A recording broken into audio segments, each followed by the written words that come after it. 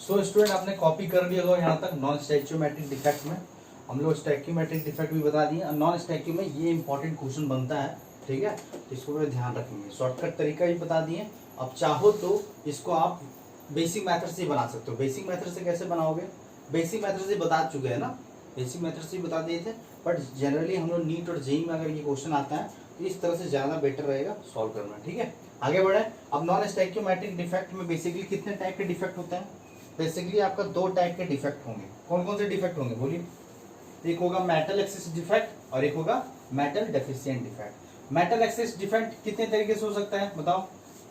Metal access नाम से ही पता चल रहा है ना, द नेम इटसेल्फ सजेस्ट, आपका नेमिंग ही सजेस्ट कर रहा है। क्या सजेस्ट कर रहा है बोलो? द नेम सजेस्ट कि आपका उसमें मेटल आयन क्या रहेगा? एक्सेस अमाउंट में होगा, मतलब एनायन क्या होगा? कम होगा। नॉन स्टैक्योमेट्रिक डिफेक्ट क्या होता है? जहां पे फॉर्मूला क्या हो जाएगा? डिस्टर्ब हो जाएगा, मतलब पॉजिटिव नेगेटिव इक्वल नंबर में नहीं होगा, उसको नॉन स्टैक्योमेट्रिक डिफेक्ट होता है, जिसके कारण से फॉर्मूला डिस्टर्ब होता है। स्टैक्योमेट्रिक आपका बैलेंस नहीं रहता है, ठीक है। चलिए तो फर्स्ट अब नॉन स्टैक्योमेट्रिक डिफेक्ट में लिखेंगे आप लोग। फर्स्ट क्या लिखेंगे? First part metal excess defect. अब मेटल एक्सेस डिफेक्ट में पहला पार्ट क्या आएगा? Metal excess defect first part जो आएगा metal excess defect. Metal excess defect सुनते चलिए, रीडिंग करते चलिएगा, इंपॉर्टेंट पॉइंट आएगा। मेटल एक्सेस डिफेक्ट 2 तरीके से हो सकता है। ए लिखेगा पहला type, metal excess defect due to anion vacancy. Due to anion vacancy, anion में वैकेंसी हो जाए, क्रिएट हो जाए, जिसके कारण से आपका मेटल एक्सेस डिफेक्ट होगा। नाम से ही पता चल रहा है कि मान लो 100 आपका कोई आयनिक कंपाउंड है, कोई मान लो कि आयनिक कंपाउंड है, ठीक है, सपोज मान लो आयनिक कंपाउंड है और उसमें क्या हो रहा है कि 100 पॉजिटिव कैटायन है और 100 नेगेटिव एनायन है। अब मान लो कि इससे 2 एनायन निकल गया बाहर, तो कितना बचा? 98 एनायन है और 100 आपका कैटायन है। तो इसमें क्या हो गया? मेटल आयन एक्सेस में हो गया, इसलिए उस टाइप के डिफेक्ट क्या बोलेंगे? Metal excess defect due to anionic vacancy. और नाम सजेस्ट कर रहा है, एज द नेम सजेस्ट, तो कैसे लिखेंगे? As the name suggest, as the name suggest, name itself suggest कर रहा है डिफेक्ट कैसा होना चाहिए? As the name suggest, as the name suggest in this defect, in this defect, ठीक है, in this defect anions are missing, anions are missing from its correct lattice site, from its correct lattice site। अपने correct lattice site से क्या हो जाता है? बाहर हो जाता है। In this defect anions are missing from its correct lattice site due to which, due to metal ions is in excess, metal is, ठीक है, ड्यू टू विच क्या होगा? Due to which metal present, due to which metal ions are present in excess amount, और जिसके कारण से ये defect कहलाता है, ठीक है। As the name suggest, in this defect anions are missing from its correct lattice। क्या होता है कि आपका एनायन, कुछ आयंस गायब हो जाएगा, एनायंस, ठीक है। In this defect anions are missing from its correct lattice site due to which metal ions are present in excess amount. इसे हम बोलते हैं metal excess defect due to anionic vacancy. But इसमें होता क्या, एक बार ध्यान रखेंगे। अब जैसे देखो यहाँ पे क्या होता है, जैसे हम दिखाते हैं आपको, जैसे कि ये नेगेटिव है, ये पॉजिटिव, ये नेगेटिव, ये पॉजिटिव, फिर आपका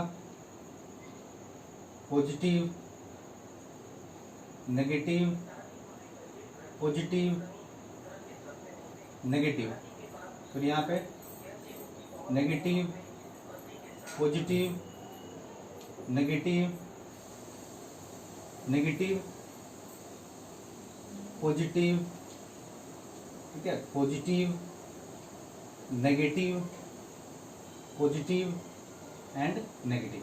मान लो कि ये आपका एक आयनिक क्रिस्टल है, इसमें मान लो कि आपका इक्वल नंबर ऑफ केटायन और आयन है, देख सकते हो 1 2 3 4 5 6 7 8 आपका केटायन है और 8 आपका एनायन है। अब गलती से क्या हुआ कि मान लो कि एनायन वैकेंसी क्रिएट हो गया, मान लो यहां से गायब हो गया, यहां से गायब हो गया और यहां से भी गायब हो गया, 2 गायब हो गया। अब 2 गायब हो गया तो आप देख सकते हो कि यहाँ पे पॉजिटिव कितना है, इनिशियली क्या हो रहा था, देखो आप ध्यान से, इनिशियली आपके पास पॉजिटिव कितने थे 8, नेगेटिव कितने थे 8, तो पॉजिटिव कितना हो गया 8 पॉजिटिव थे और 8 नेगेटिव थे।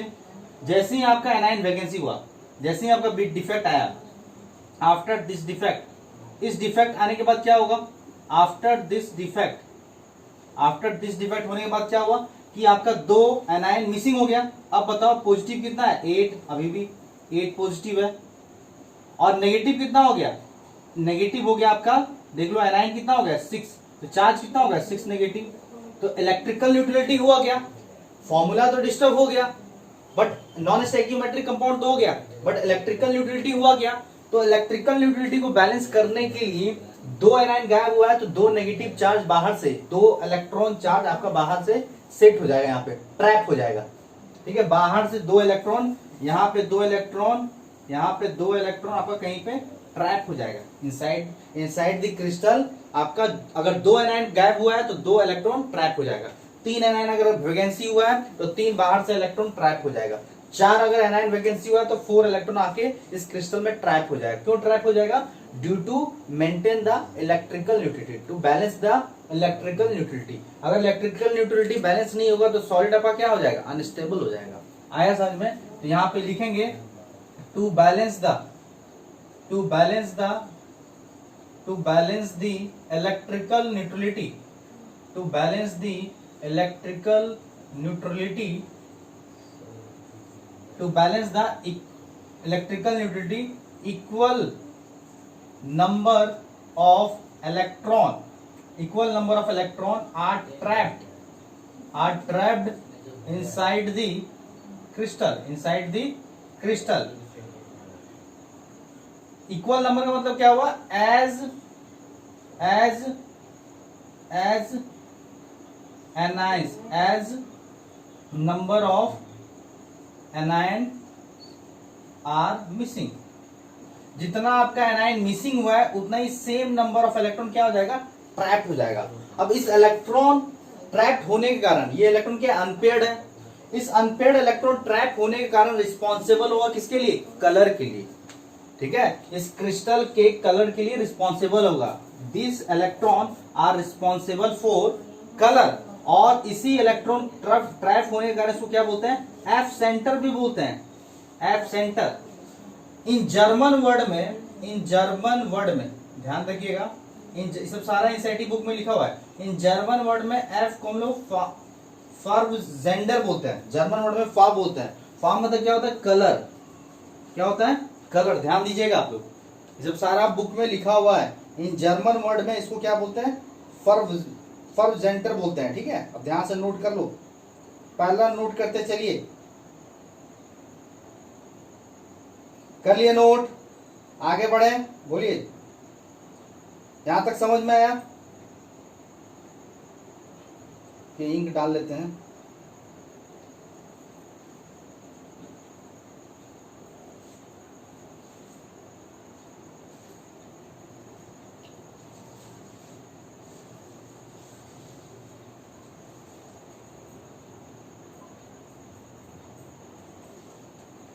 चलिए इंक भर लिए। तो इन जर्मन वर्ड एफ को हम लोग क्या बोलते हैं, फाब मतलब जर्मन वर्ड में इसको कलर बोलते हैं, कलर रिस्पॉन्सिबल होता है। तो इस इलेक्ट्रॉन यहाँ पे ट्रैप होने के कारण, this electron are trap inside the crystal is responsible for colour, और इसी को हम लोग क्या बोलते हैं, F centre, the centre in which electron are trap. यहाँ पे एक पॉइंट बना के लिखेंगे, the centre in which electron are trapped inside the crystal is known as F center.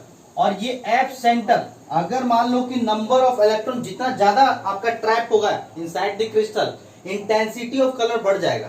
And यहाँ पे लिखेंगे F सेंटर इज यहाँ पे लिखेंगे F centre is responsible for colour के लिए रिस्पॉन्सिबल होता है. ध्यान रखिएगा, इसके लिए रिस्पॉन्सिबल होता है कलर के लिए. कैसे भाई, समझो इस चीज को. अगर मान लो इसको कहीं से आपको एनर्जी मिला तो इलेक्ट्रॉन क्या होगा, इलेक्ट्रॉन एक्साइट करके हायर स्टेट लेवल पे चला जाएगा. हायर स्टेट लेवल पे ज्यादा देर तो रहेगा नहीं. तो जैसे ही वो ग्राउंड लेवल पे आएगा, अपना इनिशियल स्टेज पे आएगा, तो आने के वक्त में वो कुछ आपका वेवलेंथ को क्या करेगा, रिलीज करेगा. जो वेवलेंथ आपका विजिबल रेंज में, जो विबग्योर में जो भी कलर में पड़ता है, वो वेवलेंथ आपका कलर रिस्पॉन्सिबल होगा. ध्यान रखिएगा, एटॉमिक स्ट्रक्चर में पढ़ाया जाता है कि आपका एनर्जी मिलने पे इलेक्ट्रॉन हायर एक्साइट होकर हायर लेवल पे चला जाएगा, हायर एनर्जी लेवल पे. फिर जब रिटर्न होगा, उस रिटर्न होने के कारण आपका कुछ वेवलेंथ क्या करेगा, रिलीज करेगा. और वेवलेंथ कुछ पार्टिकुलर विबग्योर के कलर में पड़ेगा. वही उसके कारण आपका कलर रिस्पॉन्सिबल होगा. इसे इसको एफ सेंटर बोलते हैं. And this is responsible for colour of crystal. This is responsible for colour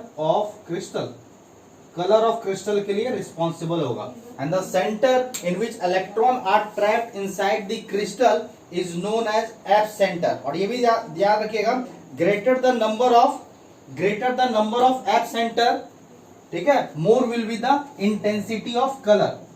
greater the number of F centre, more will B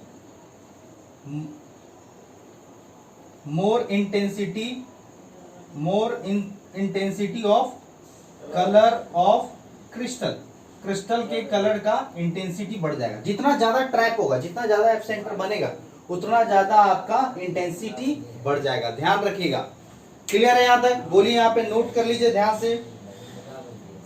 और यहाँ पे इलेक्ट्रॉन अनपेयर्ड है, जिसके कारण से ये क्रिस्टल को हम लोग पैरामैग्नेटिक भी बोल सकते हैं. क्यों पैरामैग्नेटिक बोल सकते हैं? क्योंकि यहाँ पे इलेक्ट्रॉन प्रेजेंट है आपका अनपेयर्ड में. दिस इज अनपेयर्ड इलेक्ट्रॉन ना, this is unpaired electron trap होने के कारण ये क्रिस्टल आपका पैरामैग्नेटिक होता है. और इस टाइप को हम लोग क्या बोल सकते हैं, यहाँ पे इलेक्ट्रॉन है तो इसको हम लोग एन टाइप सेमीकंडक्टर भी बोल सकते हैं. एन टाइप सेमीकंडक्टर भी बोल सकते हैं. ठीक है, यहाँ पे क्या बोलेंगे, एन टाइप सेमीकंडक्टर भी बोलेंगे इसको. और कंडक्टिविटी भी क्या होगा, इंक्रीज होगा. इसका कंडक्टिविटी भी क्या होगा, इंक्रीज होगा. क्यों? क्योंकि इलेक्ट्रॉन आ गया ना, इलेक्ट्रॉन फ्रीली कहीं भी मूव कर सकता है, तो कंडक्टिविटी भी इसका इंक्रीज होगा. Conductivity is also increases due to free electron.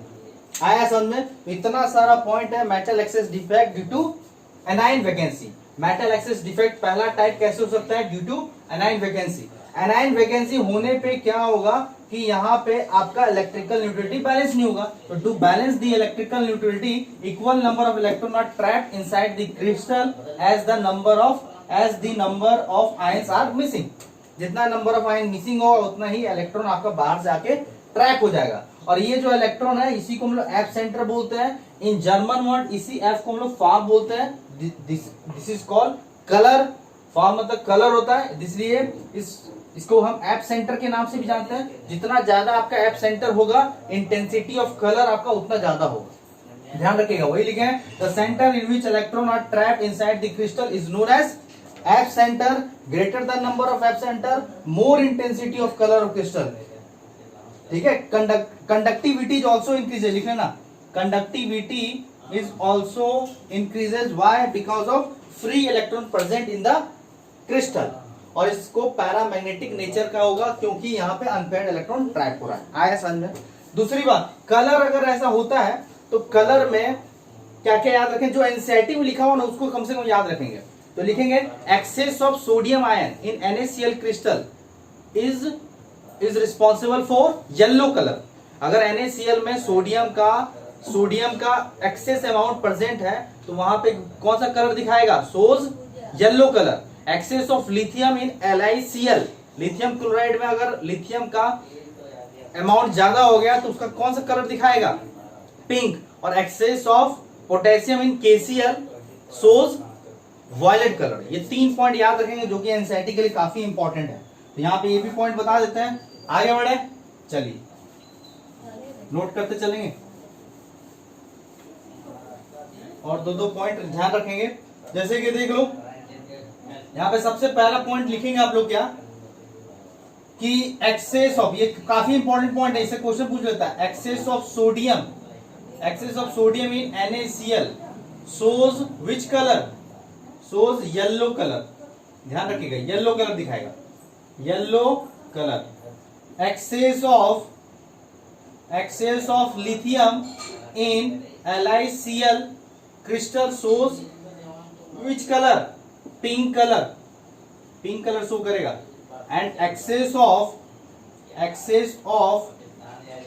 Potassium in KCl shows which colour, violet colour. तो ये 3 पॉइंट कम से कम याद रखेंगे क्योंकि एनसीईआरटी में दिया हुआ है, तो एनसीईआरटी पॉइंट ऑफ व्यू से ये 3 तो आपको याद ही रखना है। थ्योरी एकदम कौन कौन सा कलर दिखाता है, NaCl में अगर सोडियम का अमाउंट ज्यादा हो गया तो येलो कलर दिखाने लगेगा। सोडियम लैंप का नाम सुने होंगे ना, स्ट्रीट लाइट में सोडियम लैंप जलता है तो येलो कलर दिखाता है। हमारा देखे होगा सूर्य और का बल्ब आता है उसमें सोडियम होता है, तो सोडियम लैंप येलो कलर होता है। Lithium in LiCl shows pink colour and excess of potassium in KCl shows violet colour. थोड़ा सा हम और एक्सप्लेनेशन कर सकते हैं यहाँ पे कैसे होता है, थोड़ा समझो और ध्यान से, इसी तरह से लिख लेना। जैसे होता क्या है कि मान लो ये क्रिस्टल है NaCl का, ये NaCl का क्रिस्टल है, पूरा आपका FCC अरेंज किया हुआ है और सोडियम आपका वॉयलेट में घुसा हुआ है, मतलब ऑक्टाहेड्रल में गया हुआ है, और NaCl को हीट कर दिए हैं in presence of sodium vapour, in presence of sodium atmosphere. Sodium atmosphere में, सोडियम वेपर के एटमॉस्फेयर में हम लोग क्या कर दिए, एटमॉस्फेयर में हमने क्या कर दिया, NaCl है, ठीक है, NaCl को हीट कर दिया। NaCl को मैंने क्या किया, सोडियम वेपर के केस में हम लोग क्या करते हैं, हीट कर दिया। अब देखो यहाँ पे क्या होता है, यहाँ पे Na+ है, यहाँ पे Cl- है, ध्यान है यहाँ पे तो ढेर सारा Na+ और Cl- होगा, तो सोडियम जो है, सोडियम तो ये स्टेबल नहीं है, तो ये क्या करेगा, एक इलेक्ट्रॉन लूज करके वो सोडियम क्या बन जाएगा, सोडियम आयन।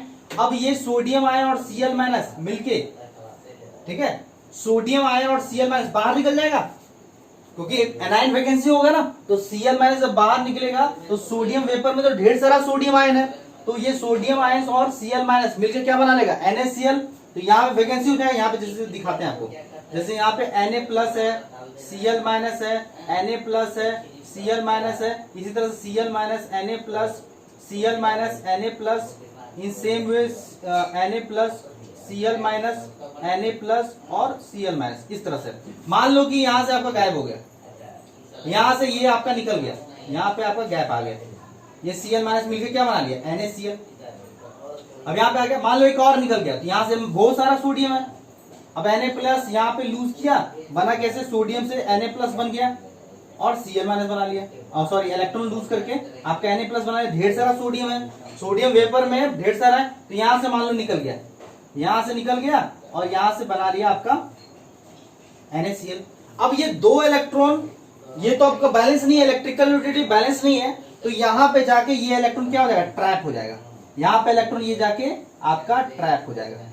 जब ट्रैप होगा इलेक्ट्रॉन तो आपका इलेक्ट्रोनेगेटिविटी बैलेंस हो जाएगा। अब यही इलेक्ट्रॉन होने के कारण क्या होगा, रिस्पॉन्सिबल ऑफ कलर के लिए, क्योंकि एक्सेस कौन सा आ गया, सोडियम, इसलिए रिस्पॉन्सिबल हो जाएगा क्या, येलो।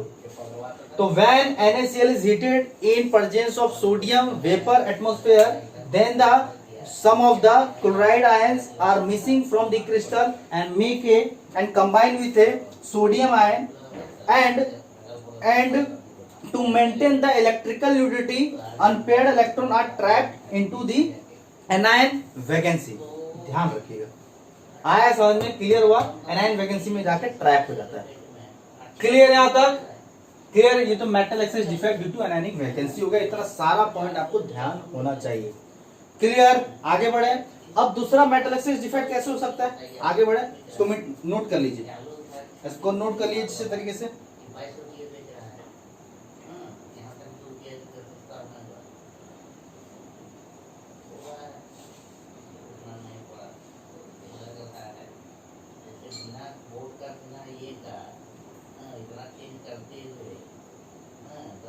कर लिया नोट, आगे बढ़े चलिए।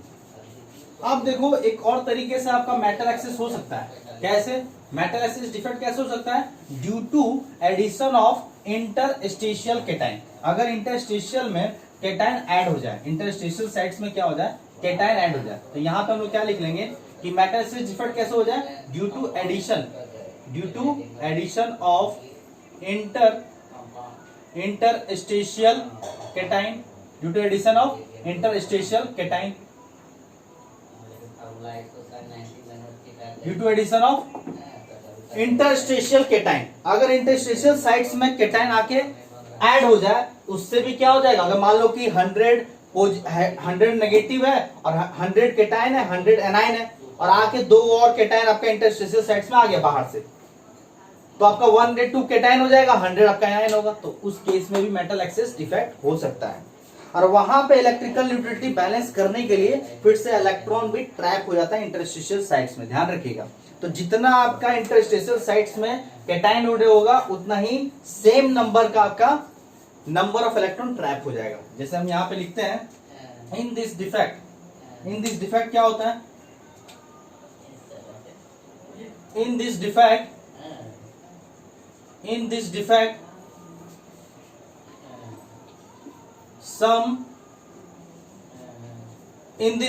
some of the extra cation, some of the extra metal ions, जैसे करके लिख लो, some of the extra metal ions are enter into the interstitial sites, interstitial sites में इंटर हो जाते हैं। In this defect, some of the extra metal ions are enter into the interstitial sites, due to which metal ions are present in excess amount, excess में हो जाता है। अगर आप some of the extra metal ions are enter into the interstitial sites due to which metal ions are present in excess to maintain, अब maintain करने का क्या होगा? To maintain the electrical neutrality,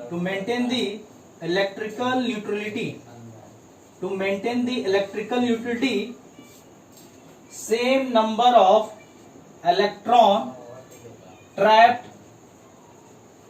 into the crystal में add हो जाते हैं, ध्यान रखिएगा। सेम नंबर ऑफ आपका इलेक्ट्रॉन ट्रैप हो जाएगा। जैसे देखो यहाँ पे दिखाते हैं हम एग्जांपल, जैसे कि मान लो आपका पॉजिटिव, या मान लो कि ए माइनस कर देते हैं, a minus b plus a minus b plus b plus a minus b plus a minus a minus b plus a minus, ठीक है, बी प्लस। इस तरह से मान लो कि क्रिस्टल है ए बी का, ये आपका एनाइन है, बी प्लस केटाइन है। अब क्या हुआ, बाहर से आके कहीं पे इंटरस्टेशियल साइट्स पे बी प्लस बैठ गया। अब बी प्लस बैठा तो इलेक्ट्रॉन भी बाहर से आएगा मेंटेन करने के लिए, तो इलेक्ट्रॉन इधर से आ गया। इसको हम लोग चलो ब्लैक से दिखा देते हैं। बाहर से कहीं पे आ गया आपका बी प्लस, ट्रैप हो गया, तो इलेक्ट्रॉन भी आ जाएगा। अगर मान लो यहाँ पे बी प्लस आ गया तो कहीं पे इलेक्ट्रॉन ट्रैप हो जाएगा। तो एक्स्ट्रा आपका बाहर से कहीं से आता है, extra metal ions are present या added inter into the interstitial site due to which metal ions are present in excess to maintain the electrical neutrality, same number of electrons are also trapped in the crystal। तो ये मेरा हो गया metal excess defect due to addition of interstitial cation. अब इसमें conductivity क्या होगा? Conductivity also increases, conductivity तो बढ़ेगा क्योंकि इलेक्ट्रॉन आ गया, फ्री इलेक्ट्रॉन। और ये एन टाइप का सेमीकंडक्टर है, इसको बोलेंगे एन टाइप, क्योंकि इलेक्ट्रॉन आ गया ना, एन टाइप सेमीकंडक्टर बोलेंगे। एन टाइप, पी टाइप क्या होता है हम बाद में डिस्कस करेंगे। तुम चाहो तो लिख सकते हो। इसमें क्या होगा, conductivity also increases, conductivity is also increases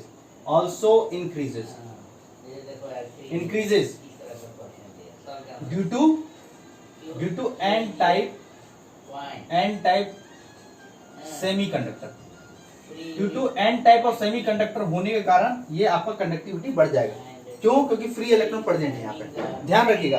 अब जनरली क्या होता है, यहाँ पे ध्यान रखेंगे कि आपका जो एनसीईआरटी बुक में दिया हुआ है, एनसीईआरटी बुक देखना, जिंक का आपको बहुत अच्छा एग्जांपल दिया है कि ZnO को नॉर्मल कंडीशन में, ये नॉर्मल कंडीशन किस कलर का होता है? व्हाइट कलर का, व्हाइट कलर का होता है। अब जैसे ही इसको हीट कर दो, जैसे ही इसको आप हीट कर दो तो ये ZnO जो हो जाएगा वो येलो कलर का हो जाता है, और फिर से इसको कूल कर दो तो फिर से ये आपका व्हाइट कलर का हो जाएगा। तो हीट करने से होता क्या है, हीट करने से एक्चुअली होता क्या है कि ZnO को जैसे ही हीट करते हो तो आपका Zn+2 हाफ O2 उड़ जाता है और कुछ इलेक्ट्रॉन बाहर निकल जाता है। कुछ चाहो तो इलेक्ट्रॉन क्या हो जाएगा? बाहर आ जाएगा। 2 इलेक्ट्रॉन आपका बाहर हो जाएगा। Charge balance 2 positive 2 negative. तो ये जैसे ही हीट करते हो तो Zn+2 बन जाता है, हाफ O2 बाहर उड़ जाएगा और 2 इलेक्ट्रॉन बैलेंस कर देगा। तो ये जो इलेक्ट्रॉन है, तो ये Zn+2 क्या होता है, ये Zn+2 जो है यही आपका यहाँ पे ऐड हो जाता है। तो अगर Zn+2 ऐड हुआ है तो उतना ही सेम नंबर ऑफ इलेक्ट्रॉन क्या हो जाएगा, यहाँ पे सेम नंबर ऑफ इलेक्ट्रॉन यहाँ भी ट्रैप हो जाएगा to maintain the electrical neutrality. एक और Zn+2 ऐड होगा तो फिर से यहाँ पे 2 इलेक्ट्रॉन यहाँ पे ऐड हो जाएगा, उसके कारण से इलेक्ट्रिकल न्यूट्रलिटी बैलेंस होगा। और इस तरह से आपका क्या हो जाएगा, आपका एक्स्ट्रा केटाइन ऐड होने से मेटल एक्सेस में आ जाएगा। तो इस कारण से भी आपका मेटल एक्सेस डिफेक्ट हो सकता है। और ये याद रखना क्योंकि एनसीईआरटी में हर बुक में, हर सीट में, हर बुक में, हर सीट में, हर नोट्स में ये तो एग्जांपल देता ही है। जब भी आपका metal excess defect due to addition of interstitial cation होता है तो ZnO का बेस्ट एग्जांपल है। ठीक है, जैसे कि आप मान लो A एनाइन है तो यहाँ पे मान लो O-2 है और B- क्या मान लो Zn+2। ठीक है, तो अगर इसको आप हीट करोगे तो होगा क्या, कुछ O2 बाहर निकल जाएगा। जब O2 बाहर, कुछ O2 तो यहीं पर उड़ जाएगा, Zn+2 आपका अंदर आ जाएगा। Zn+2 क्या आ जाएगा, अंदर आ जाएगा। यही Zn+2 जो एक्स्ट्रा आता है उस कारण से 2 इलेक्ट्रॉन भी बाहर आएगा। जितना आपका ऐड होगा उतना ही आपका ऐड ट्रैप होगा इलेक्ट्रॉन। अब इसके कारण से भी इलेक्ट्रॉन, इसके कारण भी इलेक्ट्रॉन ट्रैप हो, इसके कारण भी कलर रिस्पॉन्सिबल है। तो ये याद रखना, ZnO का जो एनसीईआरटी में दिया हुआ उसका कम से कम याद रखना, एक ही एग्जांपल दिया हुआ। आया समझ में? तो ये मेटल एक्सेस डिफेक्ट खत्म हो गया। अब एक बचा हुआ है आपका मेटल डेफिशिएंट डिफेक्ट। ठीक है, कॉपी कीजिए पहले। मेटल डेफिशिएंट डिफेक्ट, ये भी तुरंत बता देते हैं। तो नॉन स्टैइकियोमेट्रिक डिफेक्ट में पहला टाइप खत्म हो गया। पहला टाइप क्या था, मेटल एक्सेस डिफेक्ट। तो मेटल एक्सेस डिफेक्ट कितने तरीके से हो सकता है, आइदर मेटल एक्सेस डिफेक्ट हो सकता है ड्यू टू एनायनिक वैकेंसी, या हो सकता है addition of interstitial, addition of क्या हो सकता है, addition of interstitial cation, addition of interstitial cation add हो जाएगा उस कारण से भी। तो दूसरा पार्ट लिखेंगे मेटल डेफिशिएंट डिफेक्ट। और मेटल डेफिशिएंट डिफेक्ट कैसे होता है बताओ। मेटल डेफिशिएंट डिफेक्ट जो होता है ये होता है due to metal deficient defect due to cationic vacancy.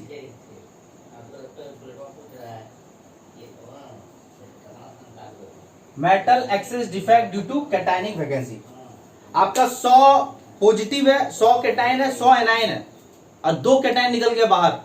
अब 2 कैटायन बाहर निकल गया तो क्या हो गया, कैटायन का कैटायनिक वैकेंसी हो गया, तो मेटल डेफिशिएंट हो गया ना, कम हो गया ना, मेटल आयंस कम हो गया, इसी कारण से हो जाएगा। एक ही तो रीजन हो सकता है, आया समझ में। बट होता क्या है साथ साथ, जैसे देखो FeO का स्ट्रक्चर कैसा होता है पता है ना, रॉक सॉल्ट स्ट्रक्चर होता है। जैसे आपका NaCl का होता है, रॉक सॉल्ट स्ट्रक्चर होता है। ये 1:1 है ना FeO। अब ये जो FeO है, Fe यहाँ पे पॉजिटिव 2 है, यहाँ पे -2 है। अब इसी का बनाते हैं, जैसे देख लो Fe+2 O-2 Fe+2 O-2।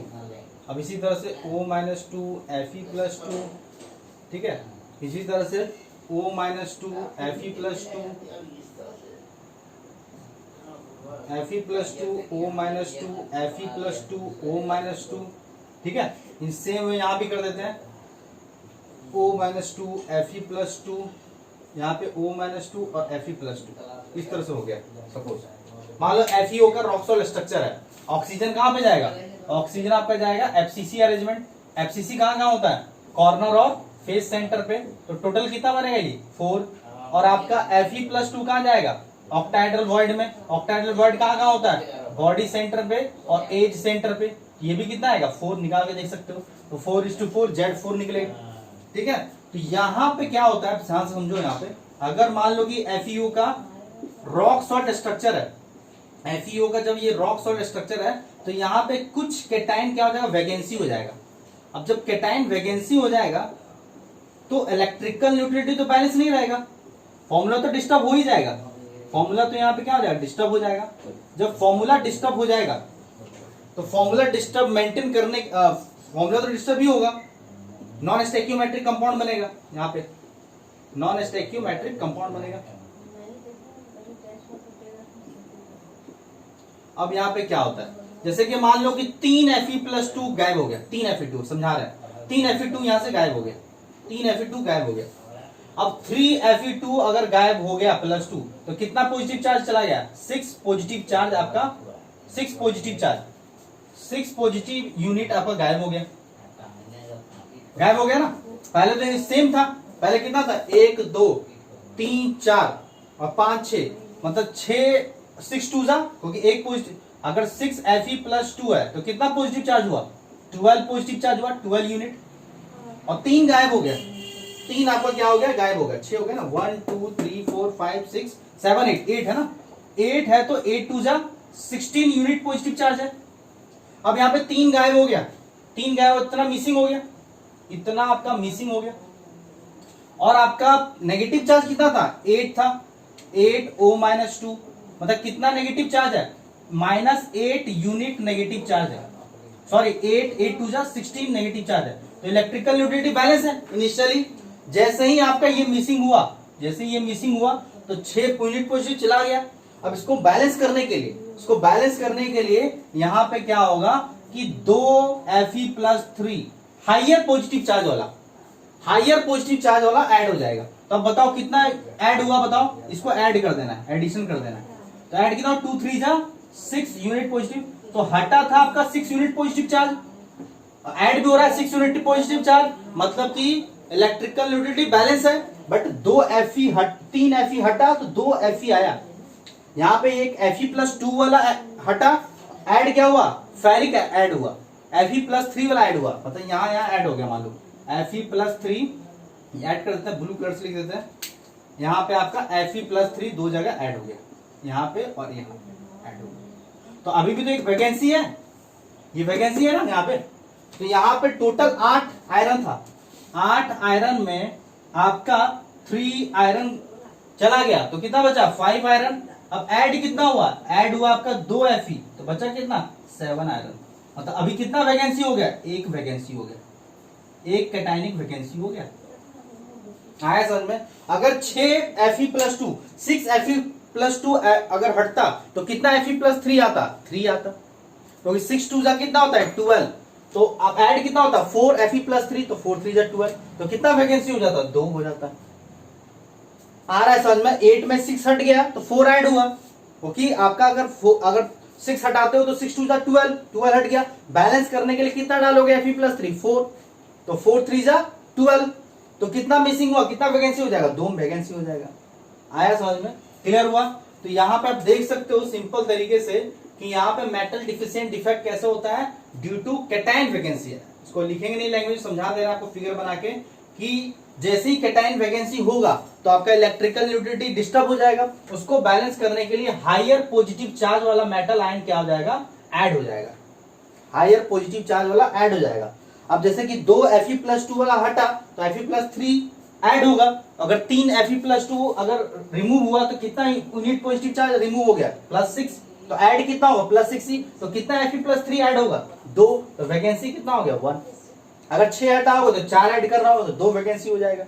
आया समझ में। इसी तरह से अगर 8 हटाते हो Fe+2, या मान लो कि सपोज 6 हटा देते हो या 10 हटा देते हो, 10 हटा दो, 10 हटाओगे तो कितना होगा बताओ, 10 हटाओगे तो कितना हो जाएगा, 20।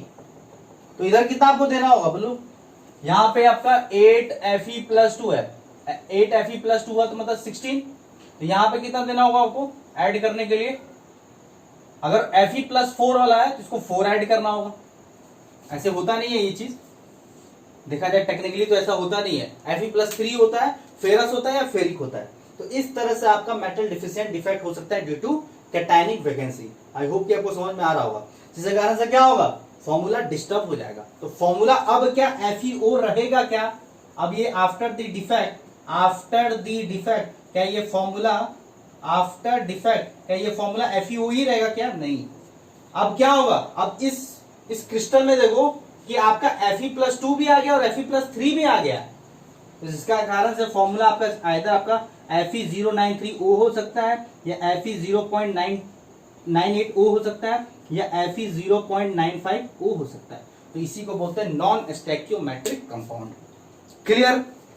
जो लास्ट प्रीवियस वाला बताया था ना, वहां पे क्या हुआ था, एक्सेस ऑफ एडिशन हुआ ना कैटायन, तो वहां पे फॉर्मूला अगर ZnO था पहले, तो अब फॉर्मूला क्या हो जाएगा, after the metal excess defect due to addition of interstitial cation, तो हो जाएगा Zn1 प्लस एक्स। एक्स मतलब जितना एडिशन होगा 1 प्लस एक्स हो जाएगा, वो हो जाएगा। अगर आप x number of Zn+2 addition हुआ है मेटल एक्सिस डिफेक्ट में, तो Zn1 प्लस एक्स हो जाएगा फॉर्मूला। तो यहां भी नॉन स्टैक्योमेट्रिक कंपाउंड बन रहा है कि नहीं बन रहा है? तो नॉन स्टैक्योमेट्रिक डिफेक्ट में सारा कंपाउंड आपका नॉन स्टैक्योमेट्रिक बनेगा, जो कि रेशियो एकदम कॉम्प्लेक्स होगा। इसी को बोलते हैं metal deficient defect due to cation vacancy. अब इस पे ढेर सारा क्वेश्चन पूछता है। क्वेश्चन कैसे पूछ लेगा कि वो बोलेगा इसमें कि अगर मान लो, ऐसे ही क्वेश्चन सिंपल तरीके से दिया कि अगर आपने 6Fe+2 को अगर रिमूव कर दिया और 4Fe+3 को ऐड कर दिया, तो कितना कैटायनिक वैकेंसी होगा? 2 होगा। चेक कर लो, क्योंकि इलेक्ट्रिकल न्यूट्रलिटी क्या होना चाहिए, बैलेंस। आ रहा है समझ में? जैसे कि मान लो NaCl का क्रिस्टल है, NaCl का क्रिस्टल है, उससे डॉप्ट कर दिए स्ट्रोंटियम क्लोराइड, और मान लो कि आपका जो कैटायन वैकेंसी है वो आपका कितना है, 10 मोल है। 10 मोल आपका कैटायन वैकेंसी है, 10 मोल आपका कैटायन वैकेंसी है सपोज, या मान लो कि मैं ऐसे बोल देता है कि आपने NaCl का क्रिस्टल है। इसमें क्वेश्चन कैसे पूछता है, जैसे NaCl का क्रिस्टल है, उस NaCl crystal 10 mole of Na crystal है, और आपने क्या किया, इसमें ऐड कर दिया स्ट्रोंटियम क्लोराइड। आपने इसमें क्या ऐड कर दिया, स्ट्रोंटियम क्लोराइड। ठीक है, 10 मोल ऑफ NaCl से किससे कर दिया आपने, 5 मोल ऑफ स्ट्रोंटियम क्लोराइड से आपने क्या कर दिया, डॉप्ट कर दिया। तो कितना सोडियम आया यहां से निकल सकता है, यहाँ पे 10 मोल से आपका 10 सोडियम निकल जाएगा। तो कितना स्ट्रोंटियम जाएगा, स्ट्रोंटियम कैसे चार्ज होता है, ऐसा Sr+2 होता है, तो कितना जाएगा, अगर 10 हटाओगे तो 5 डालना होगा, तो कितना वैकेंसी होगा, 5। नहीं ऐसा में अगर 10 Na+ हटाओगे तो 10 वैकेंसी होगा कैटायन का। इसे डोप्ट कर दिए हो तो न्यूट्रलिटी बैलेंस करने के लिए कितना स्ट्रोंटियम डालोगे, स्ट्रोंटियम तो Sr+2 होता है, तो 5 डालोगे। 10 Na+ निकलेगा तो 5 Sr+2 डालोगे, तो 5 क्या रह गया, वैकेंसी। यही तो पूछता है क्वेश्चन, परसेंटेज में, मोल में पूछ लेता है ये चीज। ये क्वेश्चन आपका एनसीईआरटी बुक में दिया हुआ है, ध्यान दे सकता है। इलेक्ट्रिकल न्यूट्रलिटी के हेल्प से हम लोग सॉल्व कर सकते हैं। आया समझ में? तो पूरा डिफेक्ट मैंने कंप्लीट बता दिया है। इसके बाद 2 छोटा छोटा टॉपिक है, चाहो तो रीड कर सकते हो या एक बार हम बोल देते हैं, थोड़ा ध्यान से पढ़ लो। ठीक है, फिजिक्स में भी पढ़ाया जाएगा। जैसे कि क्या है कि classification of solid on the basis of electrical properties. ठीक है, classification of solid on the basis of electrical properties. उसमें 3 आएंगे, इंसुलेटर, सेमीकंडक्टर और आपका कंडक्टर। और on the basis of magnetic properties classification of solid 5 तरीके से होगा, paramagnetic, diamagnetic, ferromagnetic, anti ferromagnetic and ferrimagnetic. 5 हो गया। और उसी में आपको जब बताया जाएगा इलेक्ट्रिकल प्रॉपर्टीज के हेल्प से सेमीकंडक्टर में, उसमें 2 टाइप का सेमीकंडक्टर पढ़ाया जाएगा, एन टाइप सेमीकंडक्टर और पी टाइप सेमीकंडक्टर। वहीं पे समझाया जाएगा डोपिंग। डोपिंग क्या होता है, the addition of foreign impurities, the addition of impurities into the pure crystal is known as doping. Dope test होता है ना एथलीट्स लोग का, कि पहले मतलब स्पोर्ट्स में पार्टिसिपेट करने के लिए पहले उसका डोप टेस्ट होता है। कुछ तो आप लिए नहीं हो, इंजेक्ट तो नहीं किया अपने बॉडी के अंदर, किसी प्योर चीज में किसी दूसरे चीज का इंजेक्शन कराना, इंजेक्शन लेना, डोपिंग करना, उसको डोपिंग बोलते हैं। The addition of impurities into the pure crystal is known as doping. आया समझ में? तो ये सब हम लोग को डिस्कस करना है। चलिए तो आई होप कि चैप्टर कंप्लीट हो गया है, कुछ बचा हुआ नहीं है, आप रीड कर सकते हो। ठीक है, सिंपल चीज है, रीड करके भी ध्यान कर सकते हो। तो आई होप कि आपका चैप्टर यहाँ तक कंप्लीट हो गया है। क्वेश्चन सॉल्व कीजिए, सॉल्व समझ में नहीं आया तो पूछिए, क्लियर हो जाएगा। ठीक है, तो आज के लिए सॉल्व स्टेट खत्म। नेक्स्ट हम टॉपिक नेक्स्ट चैप्टर स्टार्ट करेंगे। तो आज के लिए थैंक यू।